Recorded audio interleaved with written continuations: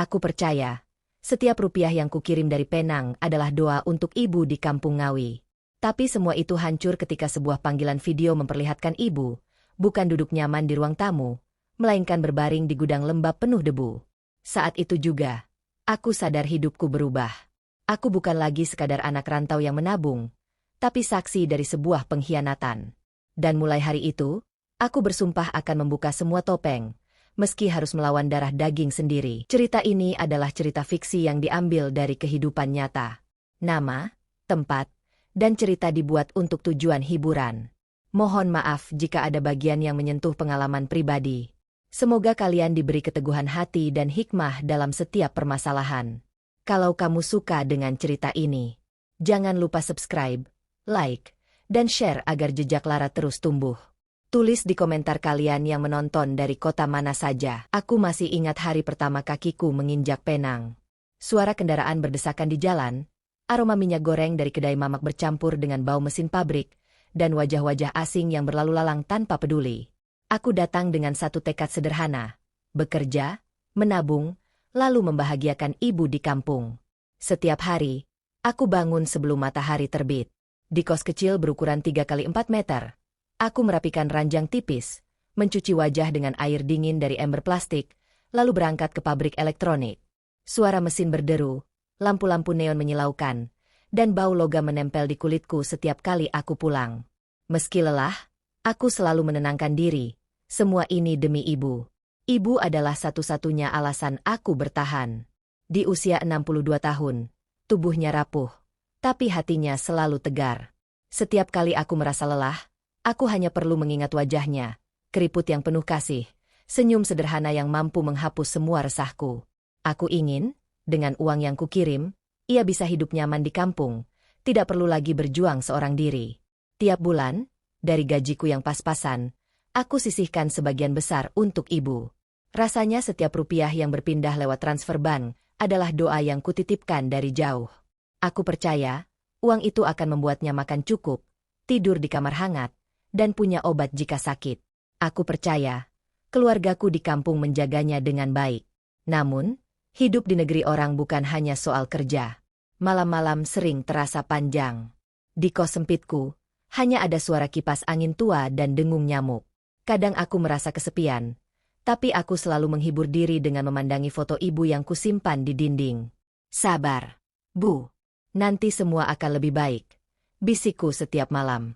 Suatu sore, setelah jam kerja, aku menelpon ke kampung lewat video call.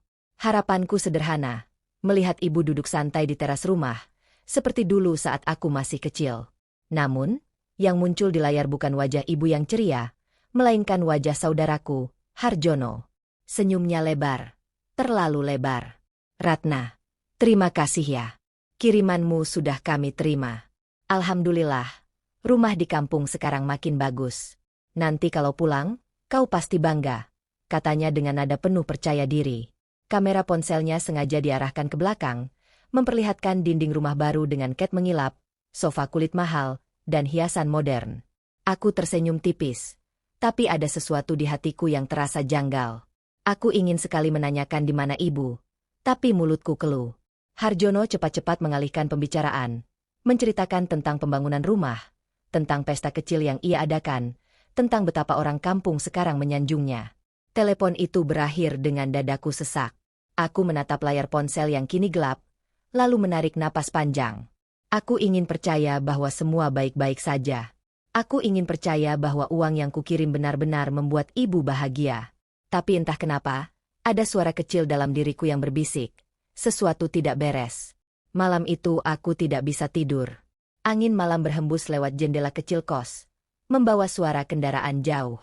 Aku menatap langit-langit, lalu berkata pada diriku sendiri, Ratna, jangan berpikir buruk. Semua baik-baik saja.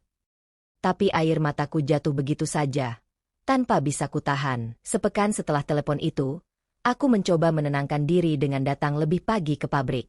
Ritme mesin seperti pengukur napas, berputar, berdentum, menimbang waktu. Namun di sela-sela itu, pikiranku terus melayang ke layar ponsel yang menampilkan rumah baru Harjono. Kenyataan itu terasa seperti lukisan yang salah bingkai, indah di permukaan, tapi menyembunyikan retakan yang dalam. Suatu hari, ketika jam istirahat, aku menerima paket kecil berbalut kain.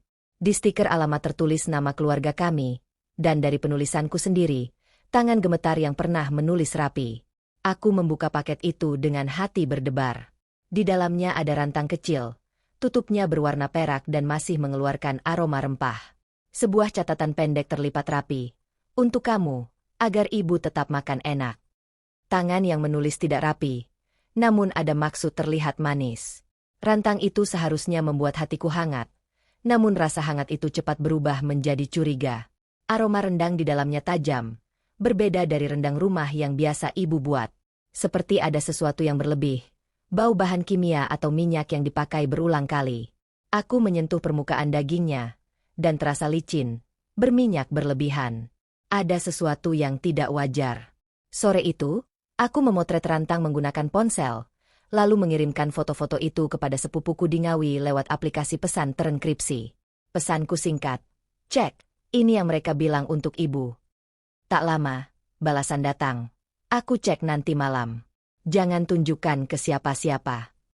Respon itu menenangkan sekaligus memacu kecemasanku. Malamnya, sepupuku mengirim beberapa foto dan rekaman audio.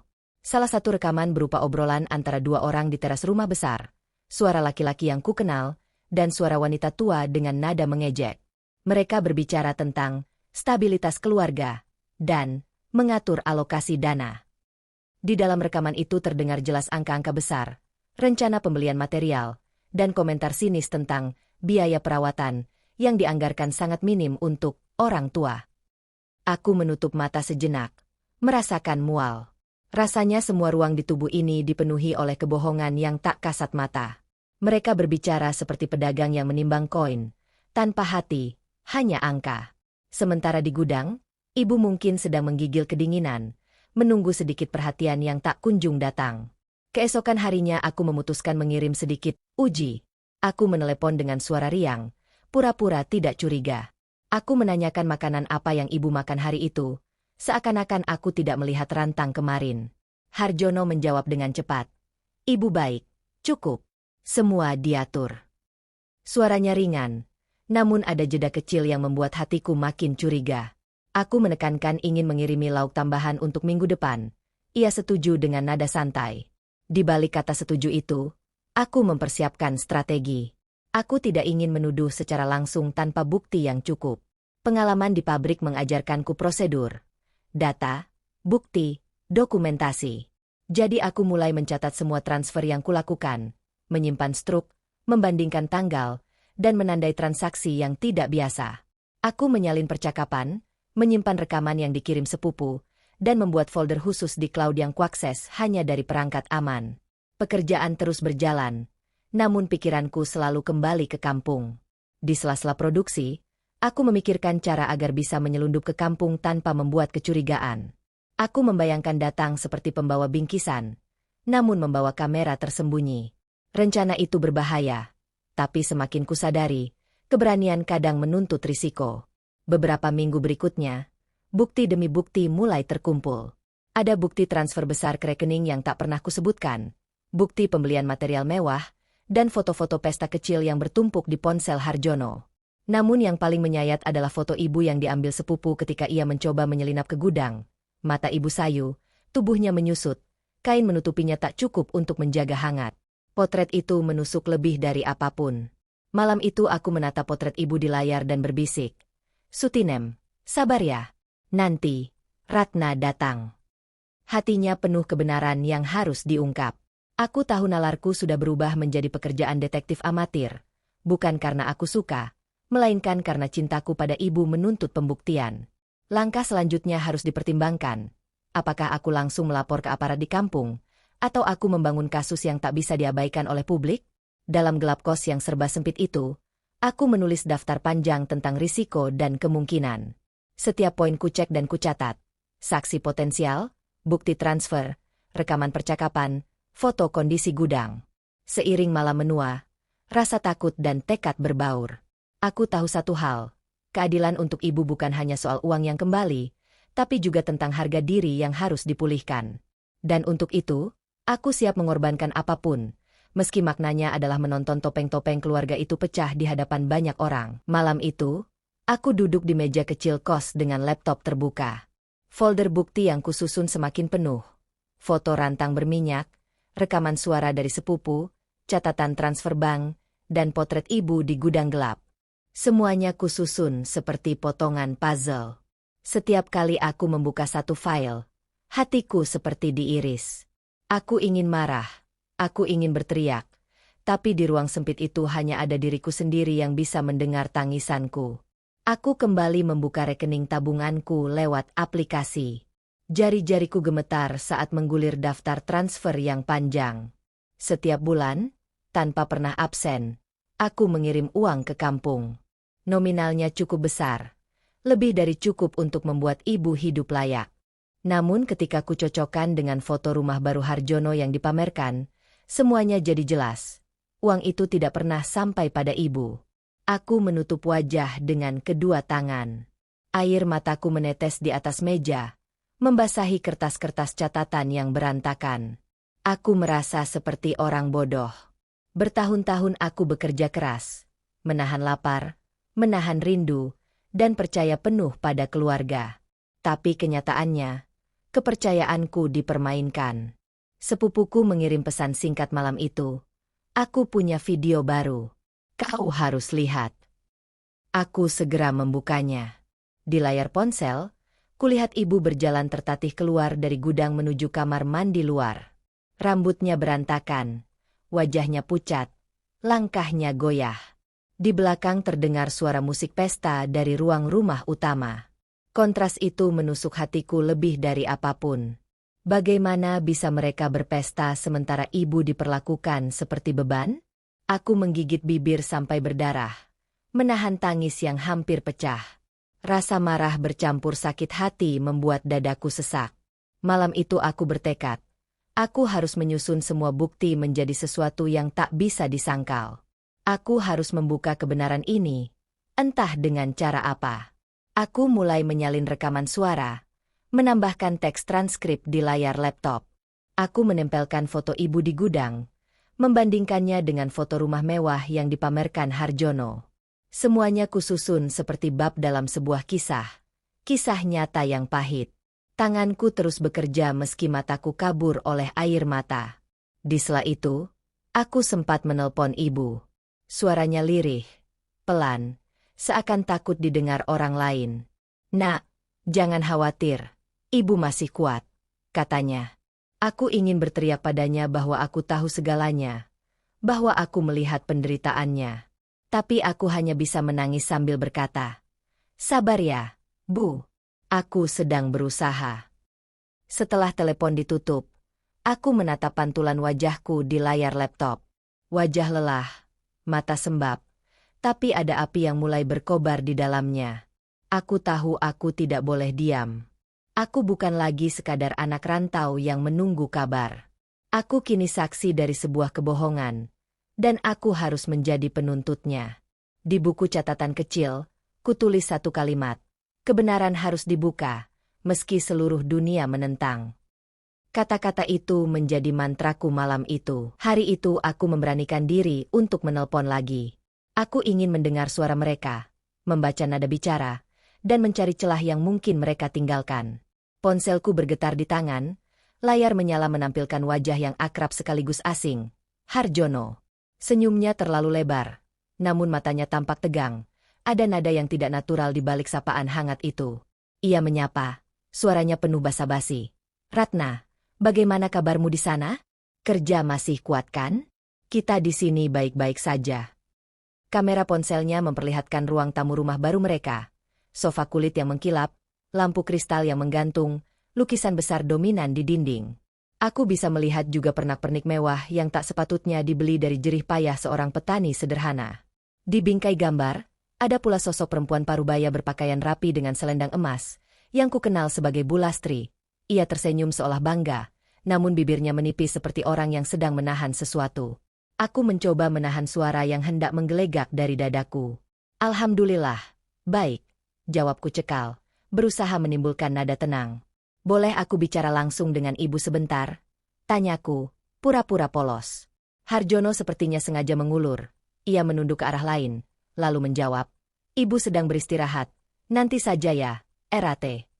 Ada kekakuan singkat sebelum ia menutup pembicaraan. Saat layar gelap, udara di kamar kos terasa begitu pekat. Malam itu, aku duduk lama menatap cermin kecil yang tergantung di dinding kos.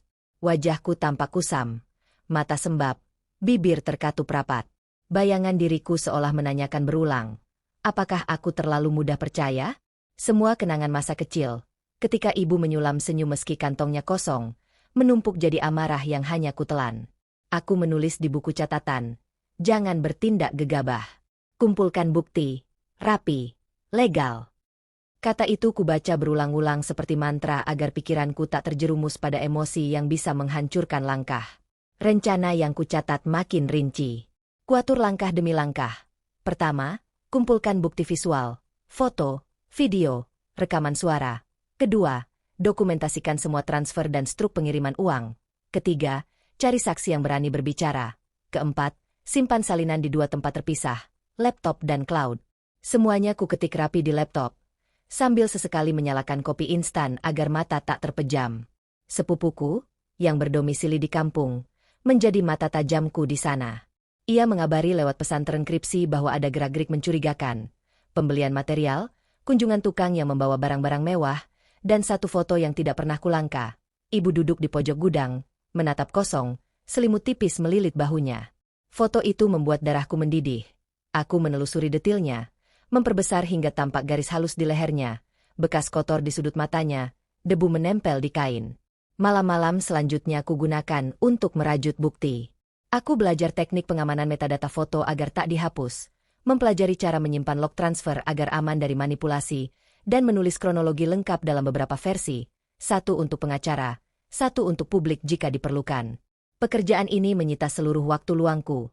Tangan kerasku yang dulu bekerja mengencangkan baut kini sibuk mengetik. Ada malam saat aku hampir menyerah. Satu berita hoaks sempat mengguncang. Sebuah akun anonim mencoba memutarbalikan fakta, menuduhku menebar fitnah demi mencari perhatian. Komentar sinis bermunculan, dan hatiku tercekat. Namun alih-alih mundur, aku menjadikan serangan itu petunjuk.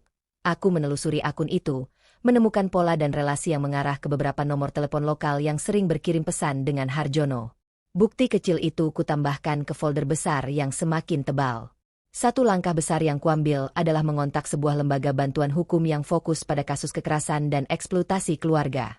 Aku mengirim email panjang berisi kronologi, bukti awal, dan permintaan pendampingan. Balasan dari mereka cepat dan tegas. Kami akan membantu investigasi, namun kami butuh bukti sah dan saksi. Mereka memberi daftar dokumen yang harus kusempurnakan. Bahu kecilku terasa ringan. Ada titik terang di ujung lorong gelap itu. Titik terang itu memberi harap. Aku tidak menyerah. Hari-hari setelah itu berjalan lambat. Seakan waktu sengaja mempermainkanku. Setiap kali aku menerima pesan dari sepupuku di kampung, dadaku berdebar seperti genderang perang. Semakin banyak bukti yang ia kirim, semakin jelas pula kenyataan pahit yang tak bisa lagi kutolak. Semua uang yang kukirim selama bertahun-tahun, semua keringat yang menetes dari tubuhku di pabrik asing ini, bukan untuk kebahagiaan ibu. Uang itu jadi bahan pamer, jadi pesta, jadi tembok rumah yang dicat mengilap, sementara ibu tetap dibiarkan terpuruk di sudut gudang yang dingin. Malam itu aku kembali menelpon. Aku sengaja memilih waktu larut, berharap bisa berbicara langsung dengan ibu tanpa intervensi siapapun. Deru nada sambung membuat jantungku berdegup kencang. Ketika panggilan diangkat, suara lirih ibu terdengar. "Nak, kau masih terjaga?" Suaranya serak, pelan, seolah takut terdengar oleh orang lain. Air mataku seketika jatuh. "Iya, Bu. Aku kangen sekali. Apa ibu sehat? Apa makan cukup?" Tanyaku terbata. Ada hening panjang di ujung sana. Lalu ibu berbisik, "Ibu baik-baik saja. Jangan khawatirkan ibu." Tetapi suara itu goyah, dan aku tahu ia sedang menyembunyikan kenyataan.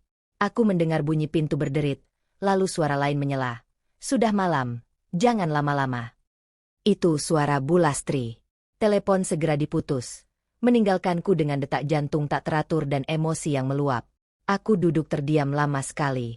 Rasanya udara malam menusuk ke dalam tulang. Ada rasa bersalah karena membiarkan ibu bertahan sendiri sekian lama, Tapi juga ada bara yang membakar, menuntut agar aku tidak diam lagi. Malam itu aku menulis surat panjang di laptop. Bukan untuk dikirimkan kepada keluarga, melainkan untuk diriku sendiri. Sebuah janji bahwa aku akan pulang, meski harus kehilangan pekerjaan, meski harus menghadapi amarah mereka. Aku membayangkan wajah ibu, keriput di keningnya, senyum pasrah yang sering ia tunjukkan agar aku tidak merasa terbebani.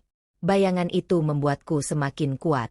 Aku sadar, rasa cinta yang tulus tak boleh kalah dengan ambisi rakus. Aku tidak ingin anak-anak di masa depan melihat contoh buruk, bahwa keluarga bisa tega mengorbankan darah daging sendiri demi kemewahan. Hari-hari berikutnya aku habiskan untuk menyiapkan kepulangan. Aku menghubungi HRD pabrik, meminta izin cuti darurat. Mereka memberi syarat dokumen, yang dengan cepat kukumpulkan. Tabunganku kukunci dalam rekening baru agar tak bisa dijamah siapapun. Sepupuku di kampung kuhubungi lagi, memintanya bersiap menjadi saksi saat aku tiba. Semua langkah ini kuatur seperti strategi perang. Malam sebelum keberangkatan, aku berdiri lama di depan jendela kos. Lampu-lampu kota Penang berkelip seperti bintang palsu. Aku menarik napas dalam-dalam, mengingat semua peluh, semua luka, semua doa. Aku berbisik pada diriku sendiri. Besok, topeng mereka akan pecah. Besok, ibu akan tahu bahwa anakmu tidak pernah meninggalkannya. Aku tidak tahu apa yang menantiku di kampung. Bisa jadi pertengkaran besar, bisa jadi penolakan, bahkan bisa jadi ancaman. Tapi satu hal pasti, aku tidak lagi sendirian. Aku membawa bukti, aku membawa cinta, dan aku membawa keberanian yang selama ini kupendam. Luka ini tidak bisa lagi disembunyikan. Saatnya dunia tahu, saatnya kebenaran berdiri di atas panggung. Kereta malam dari Surabaya berhenti di stasiun kecil dekat kampungku. Udara dingin menyapa begitu aku turun, membawa aroma tanah basah dan suara jangkrik yang tak pernah kudengar selama bertahun-tahun. Hatiku berdebar, langkahku berat. Aku menenteng koper kecil, bukan sekadar berisi pakaian, tapi juga bukti-bukti yang siap membuka semua kebohongan yang mereka sembunyikan. Sepupuku sudah menunggu di gerbang stasiun. Ia tersenyum kaku, lalu berbisik. Semua orang di kampung membicarakanmu. Mereka bilang kau pulang mendadak. Aku hanya mengangguk, mencoba menahan emosi yang berputar-putar di dadaku. Malam itu aku menginap sebentar di rumah sepupu, merencanakan langkah keesokan harinya. Pagi tiba dengan cepat. Aku berjalan menuju rumah besar itu, rumah yang katanya hasil dari keringatku. Dindingnya berwarna krem cerah, pagar besi tinggi, dan jendela-jendela besar yang tampak congkak. Kontras sekali dengan kenangan masa kecilku di rumah papan sederhana. Aku berdiri sejenak di depan pagar, mengatur napas, sebelum mengetuk pintu. Suara langkah tergesa terdengar dari dalam, lalu pintu terbuka. Harjono berdiri di sana, wajahnya terkejut setengah mati. Senyum palsu buru-buru ia bentuk. "Ratna, kenapa tidak bilang mau pulang?" tanyanya gugup. Aku menatapnya tajam, lalu melangkah masuk tanpa izin. Di ruang tamu, Bu Lastri duduk di sofa mahal. Senyumnya sinis, matanya meneliti dari atas hingga bawah tubuhku yang masih sederhana dengan blus lusuh dan celana polos. "Kau pulang juga akhirnya," katanya dingin. Aku tidak menjawab, melainkan langsung berkata, "Mana ibu?" Hening. Semua mata saling pandang. Akhirnya seorang pembantu tua tergopoh membawa ibu keluar dari gudang belakang. Saat aku melihatnya, hatiku seperti disayat. Tubuh ibu kurus, wajah pucat, langkahnya goyah. Ia mengenakan kain lusuh yang tak layak disebut pakaian rumah.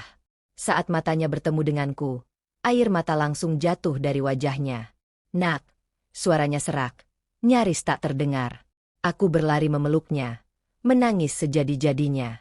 Seluruh dunia seolah runtuh dan hanya tersisa pelukan itu.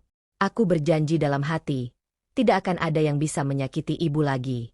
Setelah menenangkan ibu, aku berdiri tegak di hadapan Harjono dan Bu Lastri. "Selama ini aku percaya kalian menjaga ibu.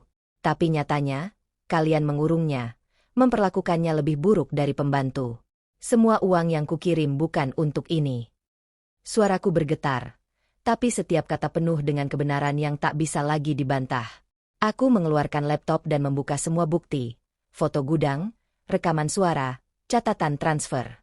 Suasana ruang tamu mendadak membeku. Wajah Harjono pucat, tangan Bu Lastri gemetar. Aku melanjutkan, semua ini akan aku laporkan. Jika kalian masih punya hati, akui sekarang. Jika tidak, biar hukum yang bicara. Tetangga yang mendengar keributan mulai berdatangan. Mereka berdiri di luar pagar, berbisik-bisik, menyaksikan drama keluarga ini terbuka lebar. Aku tidak lagi peduli pada bisikan mereka. Yang terpenting, kebenaran akhirnya keluar dari balik tembok megah itu. Ibu memelukku dari belakang, suaranya lirih. "Nak, jangan keras-keras, nanti mereka marah." Aku menggenggam tangannya, lalu berkata, "Bu, aku pulang bukan untuk mencari ribut. Aku pulang untuk memastikan ibu tidak lagi diperlakukan seperti ini." Hari itu menjadi titik balik. Aku menyerahkan semua bukti kepada lembaga hukum yang sudah kuhubungi.